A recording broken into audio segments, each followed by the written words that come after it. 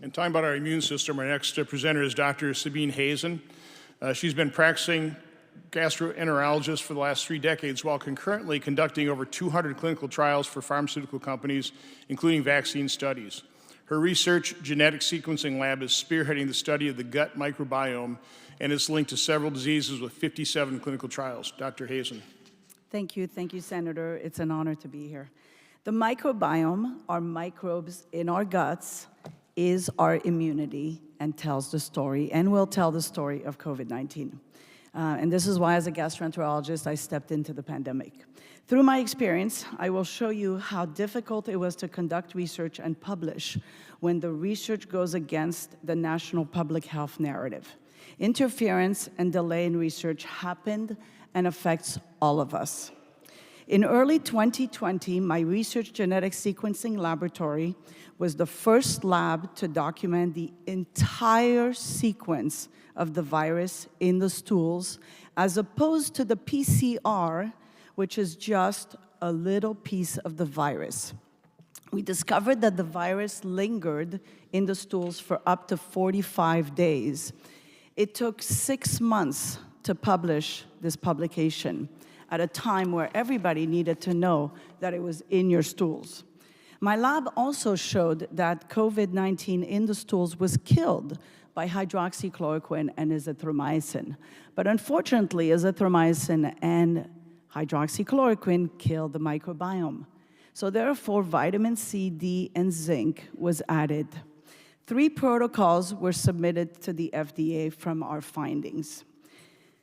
3 studies were also put into clinicaltrials.gov in full transparency to help doctors more effectively treat COVID, because I knew data that nobody knew.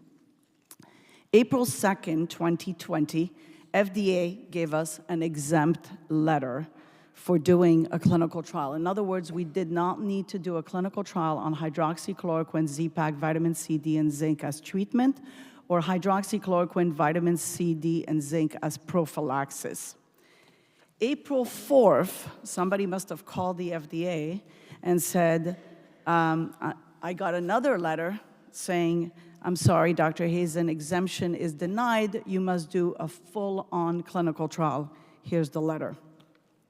System pressures delayed us, and we got a green light to start recruiting by May 2020. By then, the media created fear around hydroxychloroquine. It was impossible to recruit. This drug was safely given for years for arthritis and lupus with no problems. My clinical trials companies were also banned and censored from advertising on Facebook, Instagram, and Twitter. Remember, I do clinical trials for a living, and never, as a clinical trial doctor, have I not been able to advertise to recruit for a trial on social media. I kept collecting stools of patients and noticed that patients with severe COVID had a certain bacteria that was missing compared to people that were highly exposed to COVID but never got COVID.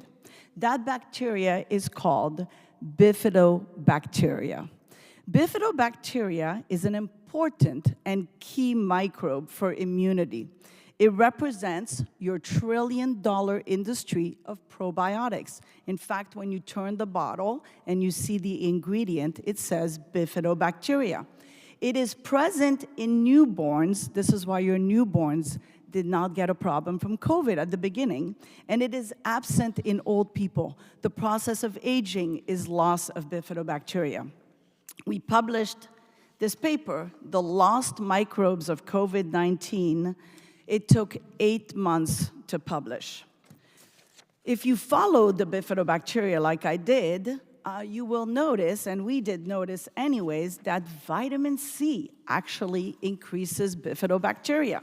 This is why vitamin C is important when you take care of viruses, and you've all experienced taking vitamin C for a cold. Well, we published this data where we showed vitamin C, if we give it to patients before and after, it increased the bifidobacteria. Ivermectin was also an interesting drug because ivermectin, we noticed, also increased the bifidobacteria within 24 hours of taking it. Why ivermectin? If you look at what ivermectin is, it is a fermented product of a bacteria that is similar to bifidobacteria. In fact, they're in the same continent of microbes. They live, they're like sisters, brothers in the microbiome. So I published, I knew that ivermectin increased bifidobacteria, but I said, I can't go out there and start publishing that. That's going to be too controversial. So I published a hypothesis that maybe what I was observing on the front line treating patients with COVID, noticing that their oxygen saturation was increasing from ivermectin, was basically maybe ivermectin increased bifidobacteria. The hypothesis on ivermectin was the most read hypothesis in the pandemic and was retracted after 8 months of being on. When we cannot make a hypothesis, this is not science. December 2020, at the same time that I was treating patients with COVID, I began collecting stools of my colleagues that were at home and started going into the hospital. And I said, can I get your stools before and after you get vaccinated? Because to me, this new technology of vaccines, I wanted to see what it was doing on the microbiome. I discovered that messenger RNA vaccines killed the bifidobacteria. I knew I would never be able to publish this because it goes against the narrative.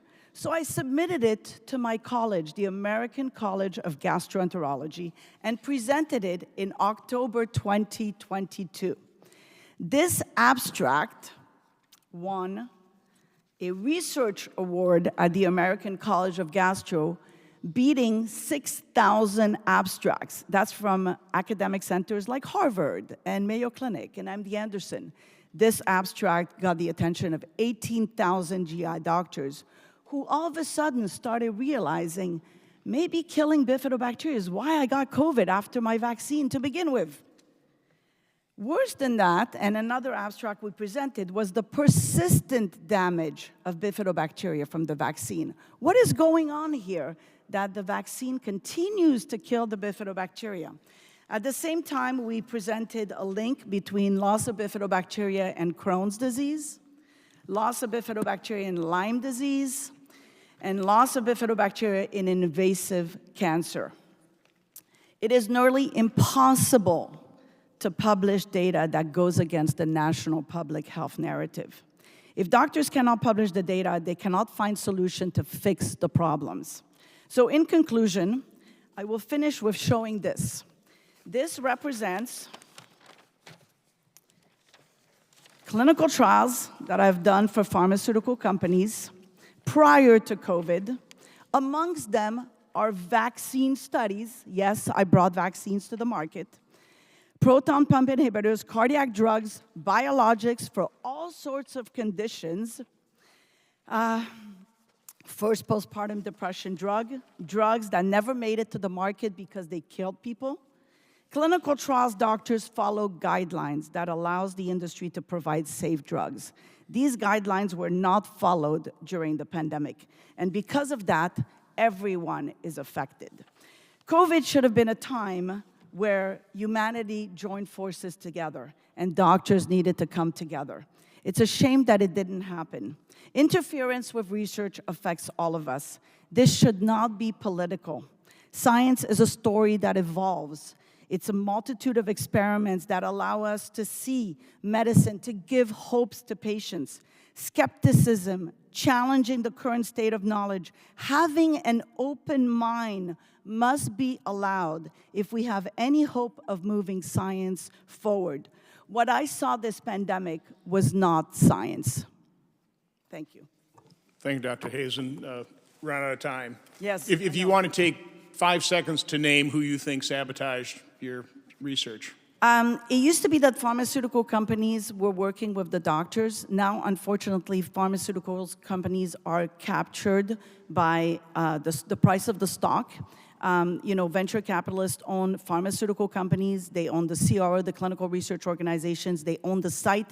They own the institutional review board. They own the advertising, the marketing. They influence through the media. And so unfortunately, there's a big, it's a loaded question, but it's a big market. And what we saw this pandemic was the price of the stock mattered more than the price of a life. Okay, thank Dr. Hazan.